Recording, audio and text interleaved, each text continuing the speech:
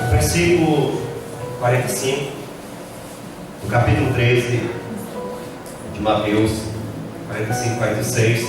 Outro sim, no reino dos céus é semelhante a um comerciante que busca boas pérolas.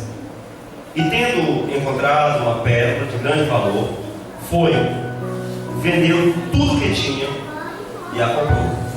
Então, atente bem para isso.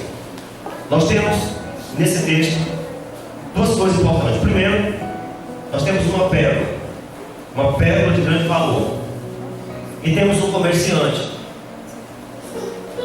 Na interpretação tradicional, as pessoas interpretam da seguinte forma: que a pérola é Cristo e o comerciante somos nós.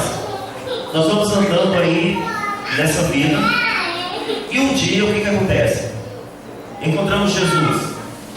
Jesus é a pérola. Então encontramos Ele, deixamos tudo e seguimos Jesus. Sabe? Mas eu estava fazendo estudo sobre esse texto, sobre uma coisa. Essa interpretação está errada. Por que está errada? Analise só. Analise só. Se você abrir a Bíblia do livro de Romanos, capítulo 8, no capítulo 3, no versículo 11, lá diz o seguinte: não há quem busque a Deus. Atente para isso. A Bíblia diz que o ser humano não busca Deus. E quer mais? Lucas 19:10 fala o seguinte: o Filho do Homem veio para quê? Buscar e salvar o que se havia perdido. E tem outro texto também, João capítulo 6, 37, fala o seguinte: que o Pai busca e dá a Jesus. Outro texto também, João capítulo 15, 16, fala o seguinte: não foram vocês que escolheu a mim, eu que escolhi vocês. Em 1 João 4, 19, diz que foi Jesus que nos amou primeiro. Então observe, por esse texto você percebe que não é o ser humano que busca Deus, é Deus que busca o ser humano. Quando Adão pecou, o que foi que ele fez? Fugiu. Adão não correu, ó Senhor, não, ele fugiu. Essa é a nossa tendência. E quem foi buscar Adão? Deus. Deus surgiu e clamou: Adão, onde estás? Então, você está aqui hoje. Você pode até pensar: eu estou buscando a Deus. Não, é Deus que está te buscando. O desejo que você tem no coração por Deus, isso aí já é Deus que está te buscando. Então nós, como seres humanos, a nossa tendência é a mesma de Adão, é fugir de Deus. Mas Deus busca. E nós vimos aqui que Deus busca. João 10 conta a história do pastor. Jesus é o pastor. Ele veio e foi em busca da ovelha. Então, pela Bíblia, você observa que não é nós que buscamos Deus, mas Ele que nos busca. Ele nos amou primeiro. Agora, nessa busca, tem outra coisa interessante, que alguns de nós chegamos a imaginar o seguinte: pronto, eu posso, a gente imagina dessa forma, eu tenho como ser salvo. Eu tenho como ser salvo porque eu sou uma boa pessoa. Às vezes as pessoas pensam isso. Geralmente quando morre alguém, e o pessoal fala, né, que todos aqueles que morrem são bons. A pessoa começa a falar: era isso, era aquilo, era muito bom, era muito bom. Então nós temos essa ideia de que podemos, pela nossa bondade, pagar a eterna. Eu já vi muitas pessoas falando o seguinte: eu não bebo, eu não fumo, eu não vou em festa, então eu sou bom. Se eu morrer, eu estou salvo. Mas na Bíblia diz o seguinte: no capítulo 6, no versículo 23 de Romanos, fala que a vida eterna é um dom gratuito de quem? De Deus. E tem outro texto interessante, Isaías 64, versículo 6, Ele diz que as nossas justiças são o quê? Trapos de imundícia. Agora vamos entender como é que funciona. Eu posso trazer toda a minha bondade, tudo de bom que eu fiz. Eu começo a juntar diante de Deus e falando aqui, Senhor, eu sou bom, eu posso ser salvo. Sabe o que ele diz? Ele diz isso: toda essa tua bondade é o que? Trapos de imundícia, quer dizer, não tem valor nenhum. Entende? Uma coisa é séria. O comerciante, na verdade, aqui é Cristo. Ele veio e veio atrás de quem? Ele está buscando pérola. E você é a pérola. Mas é uma pérola que não tem preço. É uma pérola de grande valor. Aqui diz que ele fez o quê? Ele vendeu tudo. Ele vendeu tudo para comprar essa pérola. Imagine. Olha só. Por mais que o que eu faça não tenha valor diante dele, ele está mais interessado. Não é tanto naquilo que eu faço, mas ele está mais interessado, segundo o que nós acabamos de ler aqui, é em mim, é em você. Para Deus aqui nessa terra, você pode entender isso. Você pode colocar isso no coração. Nesse planeta, tudo que existe, o mais importante para Deus é você. Foi por isso que ele veio, foi por isso que ele deixou tudo e veio por você. Agora, outra coisa interessante também é que existe em nós, cada um de nós, uma certa, eu vou chamar aqui, uma espécie de impostor. Cada um de nós temos uma espécie de dupla personalidade. Uma é o que nós pensamos que somos, e a outra é aquilo que nós somos realmente. Eu já vi muitos casais, o esposo, quando está em crise de casamento, o esposo fala o seguinte: eu fiz de tudo para esta mulher, tudo que ela queria eu comprei, eu dava tudo, sabe? Eu deixava de comprar roupa para mim, para comprar roupa para ela, para comprar coisa para ela. A minha vida era ela, tudo era para ela. Então ele está se julgando bom. Isso é o que ele pensa que ele era. Mas para a esposa, ela não queria coisas. Ela queria, era o quê? Companheirismo, carinho, não é isso? Eu acredito que as mulheres aqui sabem o que eu estou falando, não é isso? Então para elas o mais importante não era o esposo se acabando trabalhando comprando coisa para ela. O mais importante para elas é que ele ficasse com ela, que tivesse tempo com ela, que andasse com ela. Da mesma forma, os pais, vai ter um filho, aí o filho vai crescendo, ele vai trabalhando, quanto maior o menino vai ficando, mais o pai vai fazendo o quê? Vai procurando trabalhar mais para poder dar uma vida melhor para o filho. Aí quer dar um bom estudo, uma boa alimentação, uma boa roupa, uma boa faculdade, vai indo, a lista vai aumentando. Mas na verdade, o filho, o que ele quer? Ele quer o carinho do pai também, tá, irmãos? Então, cada um de nós temos essa dupla personalidade. Uma que eu penso que eu sou, e a outra que é a verdade que eu sou. Não é o que eu penso, é o que eu sou de verdade. E o livro de Coríntios, 2 Coríntios capítulo 13, verso 5, ele fala para a gente fazer um exame de nós. É bom que nós nos examinemos para saber de fato quem eu sou. Eu sou aquilo que eu penso que eu sou. Ou será que eu estou tendo alguma massa? Tá? Eu estou tendo alguma massa. Por exemplo, depois cheguei de férias na casa da minha mãe, e na cozinha, uma mesa, né? De longe eu vi, sabe, uma cesta assim cheia de frutos. Só que quando eu me aproximei daqueles frutos, sabe, era como se fossem reais. Quando eu cheguei bem próximo, era de plástico. Entende? É mais ou menos isso que funciona conosco. Às vezes, eu até aparento ter frutos de bondade, mas são o quê? Artificiais. Não são verdadeiros. Eu me engano com isso, pensando que eu sou bom. Tá, irmãos? Agora, eu quero que cada um de nós entenda uma coisa. Isso cria pessoas moralistas, legalistas. O fruto não é o fruto verdadeiro, que a Bíblia chama do fruto do Espírito, que é o amor, mansidão, alegria.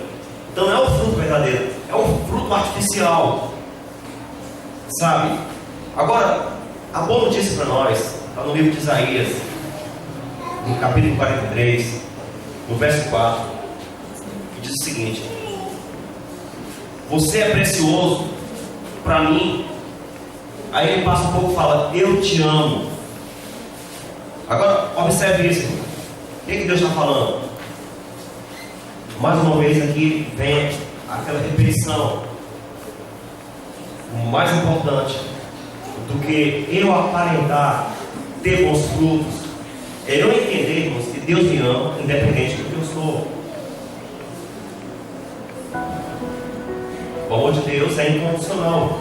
Ele não pede nada em troca. Ele não quer. É igual fala, nós éramos inimigos de Deus.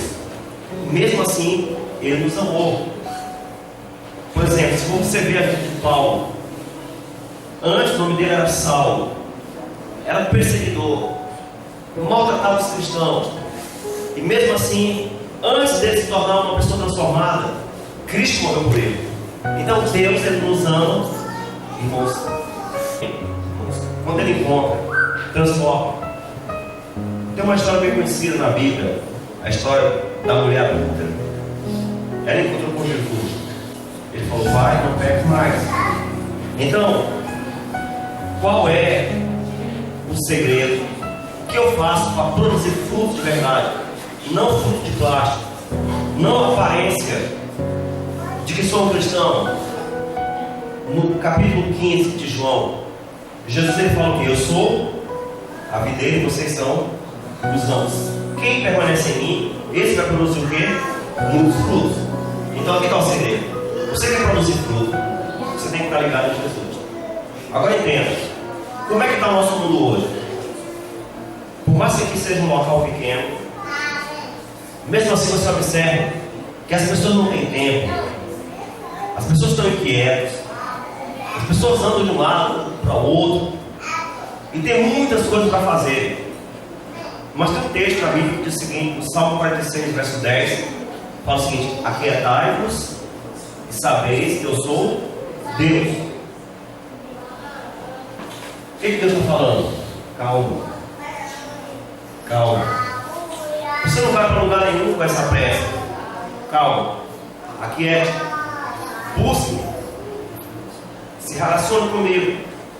Então, se você se aquietar, não fazer guardão, fugindo, você para, comece a ter a sua relação com Deus, você vai produzir fruto. Não fruto artificial, mas o fruto verdadeiro, o fruto do Espírito. Outro texto interessante está lá em 1 Reis, capítulo 11, 13.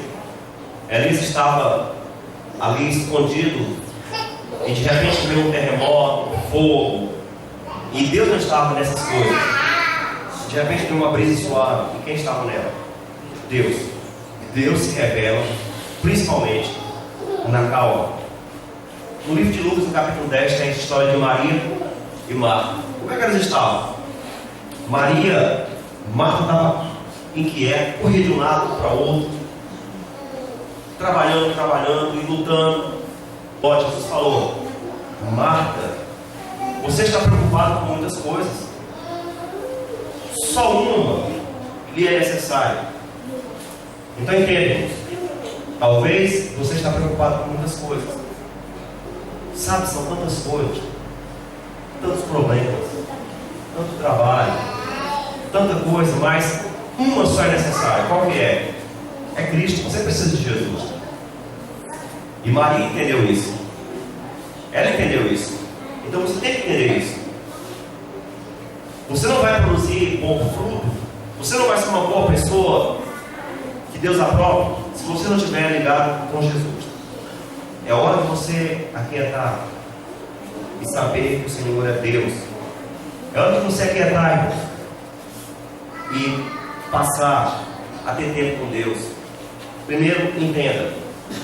Deus deu tudo, deixou tudo, vendeu tudo e veio à procura de quem? De você, que é a pérola preciosa. Você, por mais que imagine, diante dele, você não é uma boa pessoa, você não tem nada para oferecer para ele. Mas ele deixou tudo e veio te comprar. Ele vendeu tudo para te comprar. Independente do que você é muito amado dele. A minha mãe, ela, a vida toda, né, professora. E alguns anos atrás ela se aposentou, mas ela grávida de mim, ela já dava aula. E eu cresci vendo minha mãe dando aula, né? Foi professora, foi diretora. Vocês imaginam a escola aí, ela foi. Eu me lembro quando era pequena, ela tomava conta de uma escola e no Dia das Mães ela fazia aquelas festas, sabe? E a comunidade toda ia comemorar o Dia das Mães. Muita gente. E sempre ela me dava o presente para me dar para ela. Ela completa a Ana, quando foi nessa data, ela completou. Aí comprou, né? Naquele tempo era coisa cara, um jogo de copo. Aí falou, tá aqui meu filho, olha, quando eu chamar os filhos para dar o presente para a mamãe, aí meu filho pega aqui e traz para a mamãe, tá bom? E eu atendo. Aí quando começou todo menino levando o presente para a mãe, eu fui pegar o meu, né? Tranco tudo alegre, quando eu pego lá, eu vou saindo, cai. E não ficou nem o inteiro, né? E eu comecei a chorar, sabe? Me deu aquela angústia. Todo mundo entregando, olhando para mim, entregando os presentes e eu com o presente todo quebrado. Foi o que minha mãe fez. Ela foi até onde eu estava. Eu não fui nem até ela foi onde eu estava. Pegou aquele embrulho todo quebrado, recebeu, me abraçou, sabe? Do jeito que estava aquele presente. Então, irmãos, da mesma forma, é assim que Deus age conosco. Não importa como está a tua vida, como você vai oferecer para Ele vai te receber. Não pelo que você está oferecendo. A minha mãe recebeu, não foi o presente em si, ela queria era eu. Então Deus, o maior presente que Ele quer é você, do jeito que você é, como você está. Diante dele, irmão, você não precisa se apresentar com uma máscara. Não, do jeito que você está, fale para Ele, Senhor, eu sou assim. Como eu sou, eu estou aqui. E Deus vai te abraçar. Sabe? Eu gosto de um texto quando Jesus falou Abba. Ele chamou Deus de Abba. Quando ele foi orar, ele falou Pai. Ali foi um escândalo. As pessoas não sabiam que tinha um Deus como um Deus estranho, sabe? Um Deus que lançava raio. Era isso a ideia deles. Jesus chama de quê? De Pai. Aí ele chama Abba. Sabe o que significa a palavra Abba? Paizinho. Quando uma criancinha começa a falar papá. Então Jesus falou Abba. Paulo também falou isso. Abba. E João, ele escreve de forma tão bonita, tão carinhosa. Filhinhos. Irmãos, é esse tipo de Deus que você tem que conhecer. Um Deus que é amor a ponto de você chegar a chamar Ele disso Paizinho. Sabe, uma amizade tão forte, um amor tão grande de um pelo outro, a ponto de você chamar desse nome. Só revisando, o comerciante é Jesus, a pérola é você.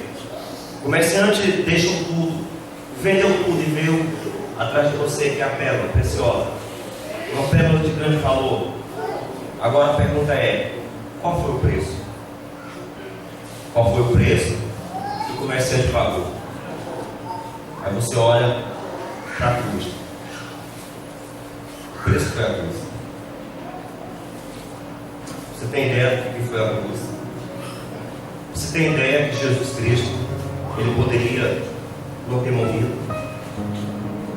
sabia que ele morreu porque ele quis? Você sabia que aqueles soldados não eram nada para ele? Você sabia que ele se entregou? Ele decidiu morrer. Tudo que ele passou foi por você. Mesmo você não tendo nada para oferecer, nada, Ele te amou. Ele te amou e morreu por ti. Esse foi o preço. Eu estava fazendo um estudo.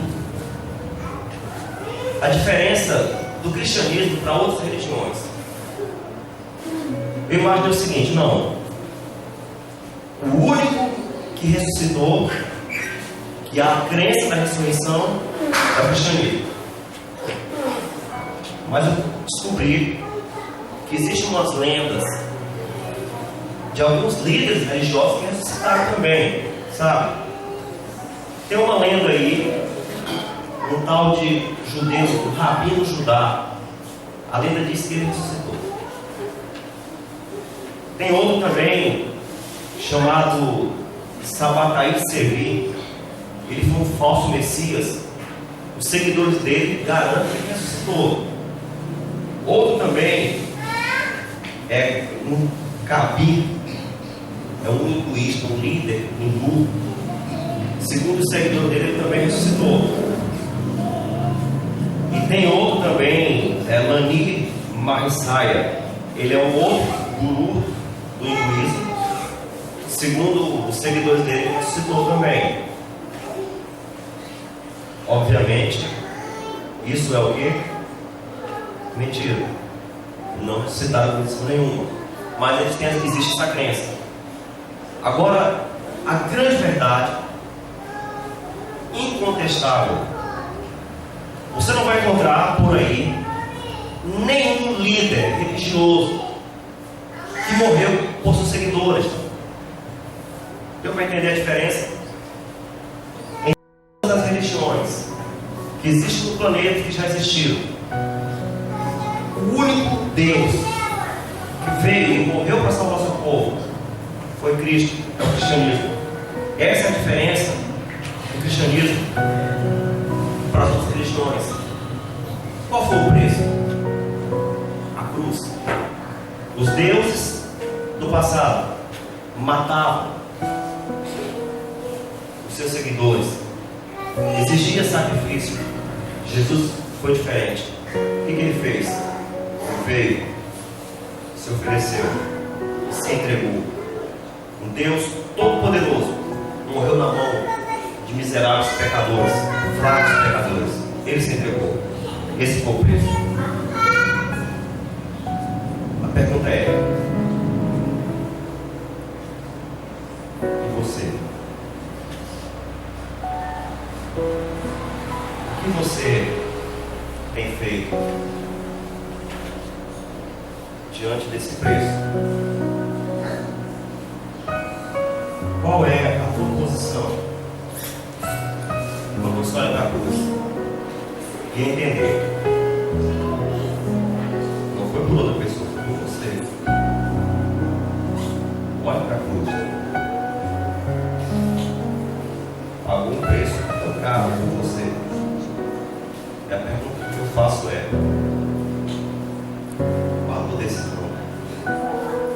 como você tem correspondido a isso?